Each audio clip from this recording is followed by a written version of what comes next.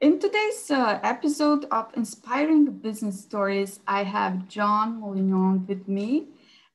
His exceptional life experience that contributed to his strong personality, which is in the military service and security background, as well as the martial arts, being a martial arts practitioner, really led him to the world that he is right now.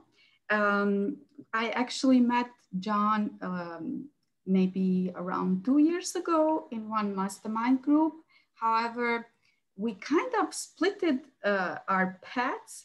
I went more towards the LinkedIn and he went more towards the podcasting world. And I could say that podcasting and now being a book author as well is a very good way to develop a strong personal brand as well.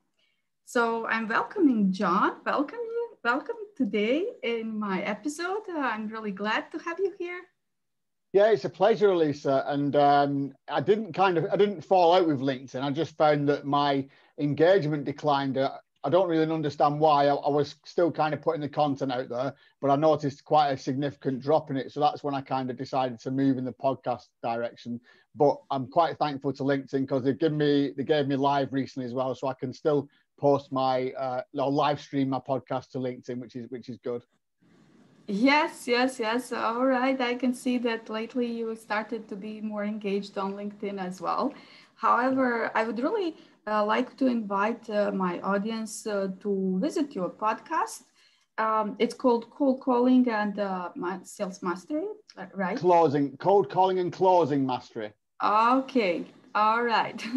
Yes, I forgot the name, but I visited the podcast a couple of times and really you had wonderful guests there. People can learn a lot from them and also from your own podcast, like when you are explaining more about the sales and mentioning your book, since recently you are a book author as well. And the book is called Sales Samurai Master. Tell us a little bit about it, please. Okay, yeah. Well, it was something that I was thinking about for quite some time because I got the idea because I've been calling myself the sales samurai for quite some time. The reason that I call myself that is because I've done martial arts for many years. I've competed. I got my black belt in karate. I was teaching classes, so I was a sensei. But at the same time, I was learning sales. When I was becoming a sensei, I was going out knocking doors on the evening and building up the classes for the other instructors. So I learned the sales process and cold calling and that kind of thing from the karate at the same time. So that's why I kind of always kept thinking, right, there's so many similarities with martial arts and sales, like discipline or perseverance or repetition. For example, you're always going to be doing the same punches or the same kicks over and over again in the karate class or in the dojo. You're also, with the sales, you're always going to be reading the same script over and over again, or you're going to be knocking the doors over and over again, or you're going to be dialing the numbers over and over again. So lots of things I found crossed over. So that's why I decided to call myself the Sales Samurai. Yes, very interesting name. Yes. So tell me, we have quite a few things in common. Like one of them is that we are both fans of Brian Tracy.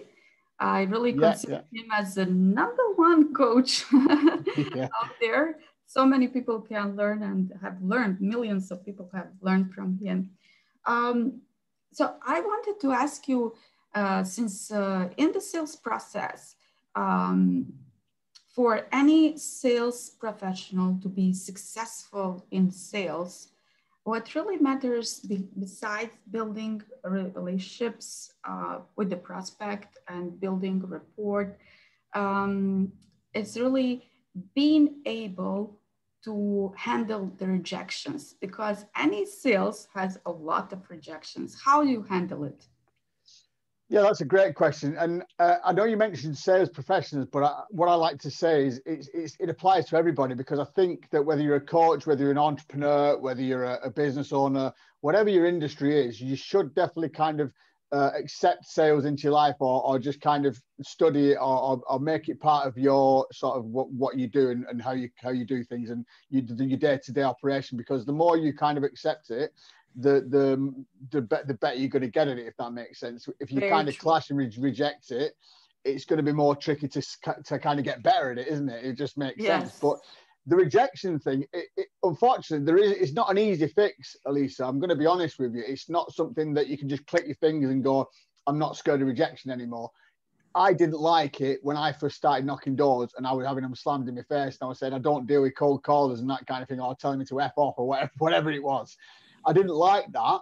But you kind of build up an immunity to it after a bit. It's the same with if you're doing it on the telephones. If you're cold calling for people on the phones, you're going to get a lot of people hang up. You're going to get a lot of rejection. You're going to have a lot of people say no.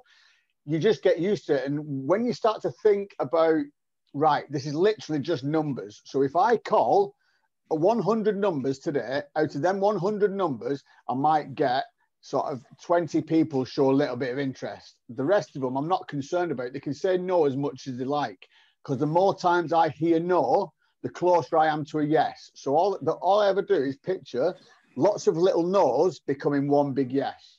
That's one of the ways. It's just how you think about things, your mindset, isn't it? So that's how I managed to overcome it. But you already mentioned Brian Tracy, and he was one of the guys that really helped me, and especially in my early days on the door-to-door, because I think he did door-to-door, and a lot of people that you probably wouldn't expect.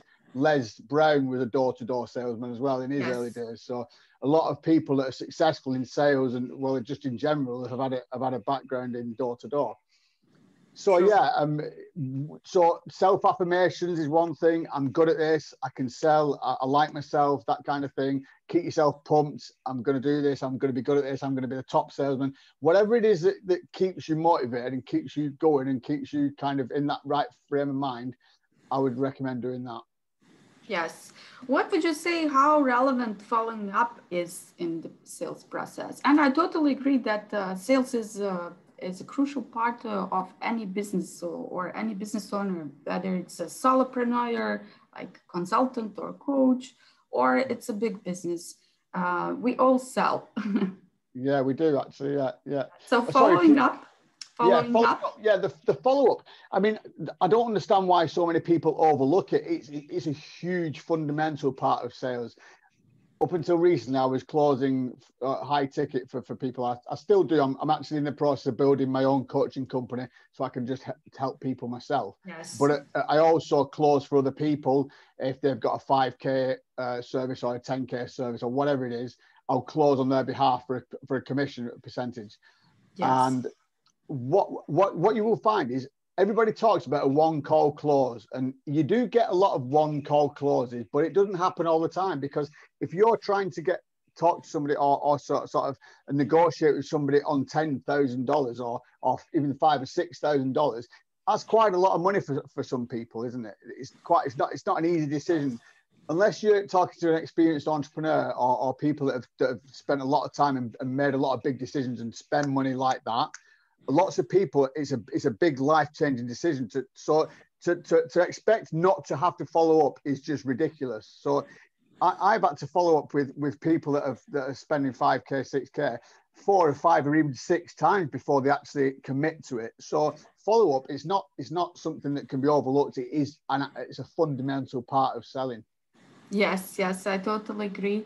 And I would say this sales process, it really depends on the industry, but it usually involves like 10 to 12 touch points with the client. Like, either they see your content or they hear from you on a call or you exchanged messages. But, usually it takes like that. Now, it also depends from the industry. It depends from the consultant itself, whether it's somebody new in the business or he's working for established, credible company. So if that's the case, then it reduces the sales process. Like, if somebody's working for a credible company and then immediately when the client hears the name of that company, it reduces the sales process because he doesn't need to convince the client about the credibility. However, when it comes to the consultants or coaches, especially solopreneurs who are just starting their business, I would say what's really crucial is for them to build a strong personal brand. And then people, and they can do that through different kinds of content, especially through the organic marketing. So people have already seen their posts, let's say, they've heard their podcast, or they saw their interview, or their video on YouTube. So these are all, touch points that they have with that person. And then after they see all that content, they almost feel ready, to buy. So that definitely reduces that sales process. And I would say for you also, if you're working with this type of coaches, it makes life, for the sales expert easier in that way, because if you mention the person, and then they've already heard about him or her, so that recognizability is really crucial, I would say. So I also wanted to ask you about the objections. Like, what kind of objections do you usually hear? Wow. Is that the price, like, especially lately, because, we're kind of in the very beginning of some kind of economic crisis. So how do people usually react to it? Do they really consider spending money on, let's say, coaching as an investment, or as something that they spend? Like, are they really convinced in the outcome? It's funny you should say that, Elisa, because if anything, I've found that people are kind of a little bit more inclined to invest in some kind of coaching or sort of service at the moment, because people are kind of desperate, aren't they? Lots of people have lost their jobs. So lots of people are kind of feeling unstable, or thinking that the jobs may not be as secure as they thought they were. So I reckon a lot of people are thinking, right, well, this is probably a good time to try a new direction and that kind of thing. So I think people are kind of open to it. I've not really noticed any big, massive change in people's sort of ideas or sort of, should we say, wanting to invest or the decisions. If anything, I think we've had a bit of an increase rather than a decrease. But what I do find is you get a lot of the same objections come up time and time again. And there would be, I never make a decision on the spot. That's one objection that comes up all the time. I have to speak to my partner or my husband or my wife or my business associate or whatever. That's another one. And the other one is, it's too expensive. I don't have that kind of money. So those are quite common ones. But you can overcome any objection, because what you'll find is sometimes if you get one or two objections and you overcome them, they might just let the barriers down and then make a decision and go for it. But if you keep getting more and more objections, then there's an underlying issue. I think they kind of fall into a few categories. They might not trust you yet. So if you're trying to sell on the first port of call, they may have just come through a funnel or something, so they've not had a chance to get to know you properly, and you're kind of trying to close them. They might be just giving you objections because they're like, I'm not sure whether this is for me at the moment. So that could be one reason. You never know. There's so many reasons where an objection is literally a barrier, because they're just putting a barrier up because they don't really want to tell you the real reason a lot of the time.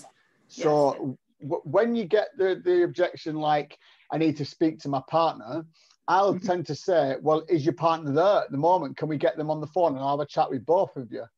That does work. Or make sure before, if you can pre-qualify the call, make sure you put something like, make sure all decision makers are present on the call. So that cuts that objection out before you even get to it. So does that make sense? So there are ways of avoiding certain objections, and they can't afford it one. Well, that's kind of, that can be a tricky one, because it's like, well, what would you be comfortable in paying? What do you think is a reasonable investment? Then they get thinking, and they think, well, and then if you say, well, we've already said that it's going to increase your ROI by this, this, and this, and this is where you want to be, and you wanted to be able to do this, this, this with your business, but unless you make this commitment of X amount, you're not going to bridge that gap and get to that destination. So you have to kind of reason with them and try and find out why they think it's too expensive. Yes, I understand. I totally agree. And sometimes objections actually mean their interests. Like when somebody is like asking a lot of questions, many people consider it as an objection, but it's actually their interest. So when they're asking a lot of questions, they are actually expressing their interest and they would like to learn more about it to be more comfortable and confident in buying that service actually. Would you agree? Yeah, of course. I mean, if they're asking questions, that definitely shows an interest, doesn't it? So, like I said, there's a difference between objections and like an interest, isn't there? An objection most of the time is kind of I'm getting a little bit defensive now. What also I find works really well is if you kind of get to a stage where they're feeling like they're backing off a bit, or they're feeling a little bit too much pressure, you relieve that pressure again and say, okay, well, that's fine. We can maybe catch up at a later date and just step back off and say, do you know what I mean? And then they might say, oh no, it's all right. Let's go for today. I've had people say, no, let's just do it. Come on, what do you need? My card number. So when you back off, that sometimes allows them to go, no, let's just go for it.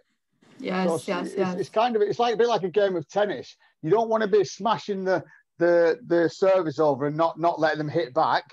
You want to hit the ball over and let them hit it back to you, and then you start a bit of a rally going. Yes, yes. Does that make sense? All right. So some people say that cold calling is dead. Obviously, you don't agree with that. I hear that all the time, Elisa, and I'm actually still actively doing it now. And I've got a Windows company wants me to do it, so I'll be going door to door again. It's not dead. I have success doing it on a daily basis, whether it's on the telephones or whether it's doing door to door. I can sell like that by cold calling. So it's not dead. People that say it's dead don't like it. Yes. It's as simple as that. People that say cold calling is dead, they've never tried it or they don't like the idea of it. That's why they think it's dead, because they don't want to try. They don't want to try it. Right. So tell us about your book and your podcast. What people can learn from this book and what type of guests do you usually host in your podcast? So what they can learn from your podcast? Okay, well, I'll start with the book. So yeah, I decided to write it. Well, I was thinking about it for many years actually, and then it was one of them things that I kept procrastinating and thinking, oh, it's too much of a big thing, because everybody thinks, oh, it's a massive thing to write a book, and it's quite a big achievement. But it once you sit down and you think, right, and you plan it, I sat down and I thought, right, I got some tips off people. One of them was to make the titles of each chapter before you start the book. So I wrote the chapter out for each the titles for each chapter, and then I also wrote the very last sentence, because that's like your North Star. So that's where you aim for. It's like the finish line. So I did those, and I sat down, and once I actually started typing, it only took me about a month to actually do it. And then the whole process was probably about 6 or 8 weeks once I actually started. So you think it's going to take forever and it's going to be a big, hard mission. I mean, it's not a very thick book. It's only sort of, I didn't really want to do too big a book for sale. How many pages? It's 122 pages. Okay, that's reasonable. The thing is, it's just no fluff. It's literally sales, a little bit about my backstory from the military and doing martial arts and that kind of thing, and just literally no fluff sales strategies, sales techniques. I even talk about sort of social media and podcasting and all sorts of things in there. So it's just a no fluff sales book, really. Thank you very much for all these advices. I think this was really very useful for all of us. And I totally agree with you in the very beginning, when we want to start some project, so let's say write a book, it all looks so overwhelming. And then when you have a goal and then you make some smaller goals, it looks more achievable. Absolutely. Yes. So I believe that's really great what you did. You told your story so that people get to know you a little bit better. You were talking about all the actual topics nowadays, and so many people don't, there are certain categories of people who didn't yet absorb all this digitization process completely. And they really need some guidance, like what you just mentioned in your book. A little bit about podcasting, a little bit about marketing, so that they can choose their path. Absolutely. Yeah. I mean, the beauty of what we have now is we've got so many different ways that we can kind of promote ourselves or build our brand, isn't there? You just have to kind of test a few out and see what works for you. I mean, not everybody's going to be comfortable like you and me doing videos, but that doesn't stop you making an audio only podcast, does it? Or writing articles or whatever it is that your skill set is in. So that's the beauty of blogging. That's the other one, isn't it? I don't know how to do a blog or a vlog. That's something that's kind of alien to me. But lots of people are really good at that, aren't they? So you have to find what works for you and then just go all in with that. You mentioned the podcast as well. So another thing with the podcast, I kind of did something similar with that. After when I started, I was making the LinkedIn content for a while, the videos and stuff like that. And then when that kind of sort of tailed off, I thought, right, I'll start a podcast. And I think it was about 12 or 18 months ago when I started it. And what I did was I literally just thought, a bit like Richard Branson says, he says, if you want to do something, just do it and learn on the way. So that's what I did. I literally started with nothing. I had an old crap laptop that didn't work. I didn't have all the microphones and the setups. Like I've got a little bit. I've still not got all the fancy stuff. I've just still got a relatively basic setup. Yes. But I literally did it with nothing. I didn't have a clue how to edit. I didn't have a clue how to do this and that. And I got a little bit of help in the beginning. And even now I still have a VA to do editing and graphics and that kind of thing for me.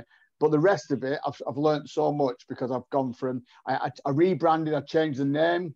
I went from just doing guest only appearance. At one point, I was only doing guest appearances for the first probably 30 or so episodes. I just had guests on. And then I realized if I started doing solo episodes talking about sales and what I do, the downloads went a lot higher than the guest ones.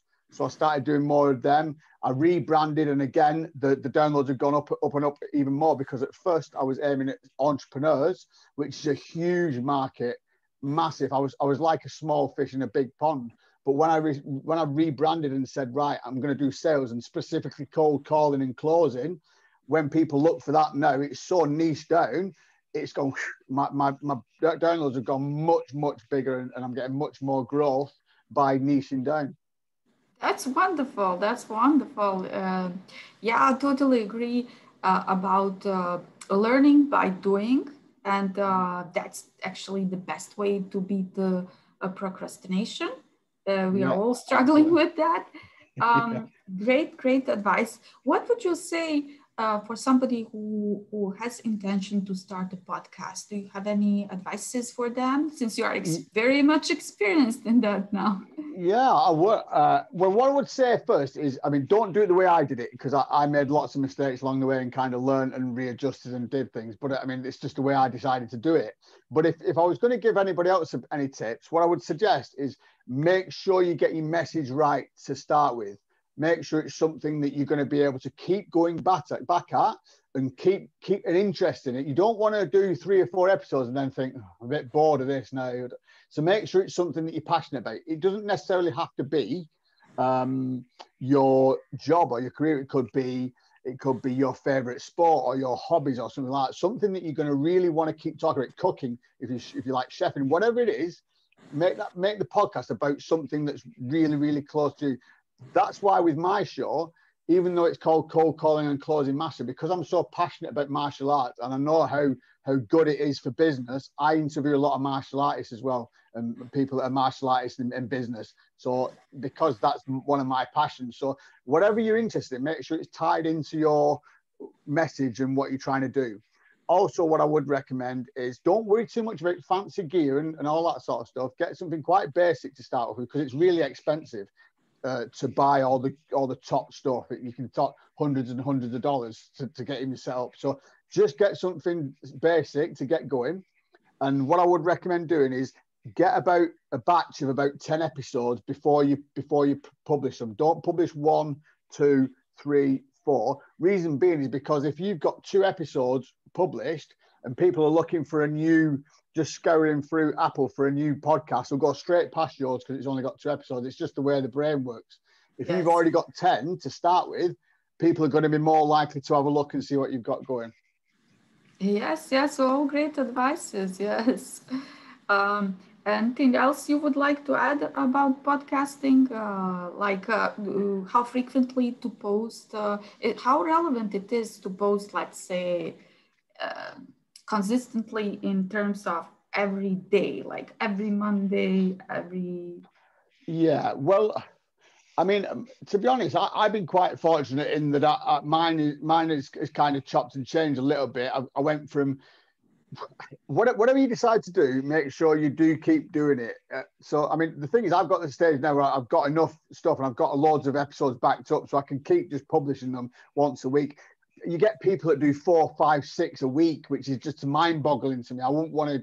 I think that's too much hassle and stress, Yes, unless you do it full time. If you're a full-time podcaster and you can that's make a living from it, that's then correct. why not? But if it's something that you need to do, work around your business as well, that would be too much for me. So get something you're comfortable with. I started off with like one a month. That's not going to cut it, I don't think. I think you need to be doing at least fortnightly and ideally once a week, if not twice a week. So those I'd say, I'd say you need to be doing more than once a month. If fortnightly, you may get away with it, but if you can do weekly, that would be even better. It's about, with this, it's about content. It's like a YouTube channel, isn't it? You've got to keep pushing that content out there, but so you've got a back catalogue of stuff for people to look through. So keep it coming, keep motivated, and don't throw the towel in, because there's hundreds of millions of podcasts out there now, but a large percentage of them are inactive. So lots of these podcasts, so people do these podcast counts to say, right, there's, I don't know, however many thousands and thousands of podcasts, but a large percentage of them aren't currently making new content. So if you're one of these, you're only quite a small percentage of people that are still putting out new content.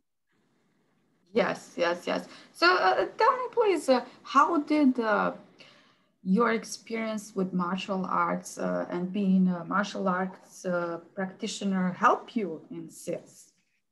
In sales?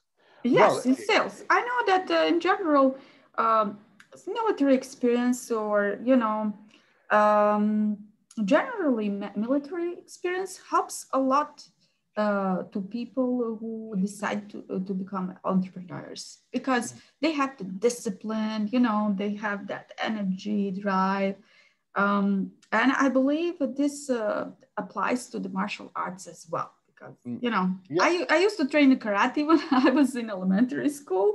So I can tell it's something like, it's like drugs. You really, you're really into it, and you really miss it if you don't do it regularly. Yeah, I absolutely 100%. I kind of had a bit of a gap with the current climate, but I'm actually doing it again daily, just at home. I just YouTube stuff and just do it here. But with me, it really helped with so many different parts of it. So the discipline, like you've already mentioned, perseverance, just to keep going. The amount of times I was knocking on doors, and it was because I'm in England, so it rains here heavily. Like I've been in sort of gale force winds with torrential rain and stuff, with a jacket on, knocking on doors and stuff.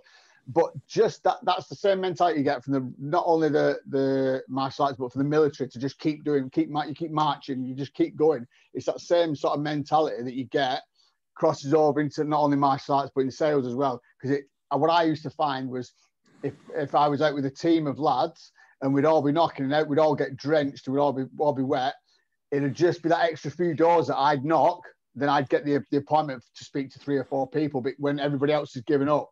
So it's just that perseverance and just going the extra mile, they used to say. I used to get awards saying going the extra mile. So it's when you've had enough and you want to give in, you just think, right, it's like when people say they go to the gym, and then when they're just about to fail and the muscles are crying out, you just get that 2 more reps in, and that gives it the extra burn that you need. It's the same with sales. If you just tap that extra door, just make them extra few phone calls. That's what makes a difference. Yes, yes. And since you are providing your services internationally, globally, did you notice any difference in the approach that you need to have to people from different countries? That is a brilliant question, Alicia, and I mentioned this the other day. Now, predominantly, I've sold for people in the States, Canada, and the UK mainly, and occasionally Australia. I think the more should we say, the people that are better to sell to are probably the US. I find that they're more sort of open to a sales conversation than the Brits. Over here, they're a little bit like, oh, I don't want to be sold to. Do you know what I mean? They're a little bit more defensive, maybe, or a little bit more hesitant.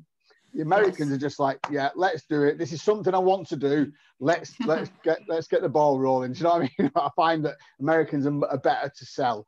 Australians are kind of in between. They're not one way or the other. I'd say it's kind of like the US are the best. The Brits are a bit, and then the kind of Aussies are a little bit in between. And I'm not sure about Europe and that kind of thing.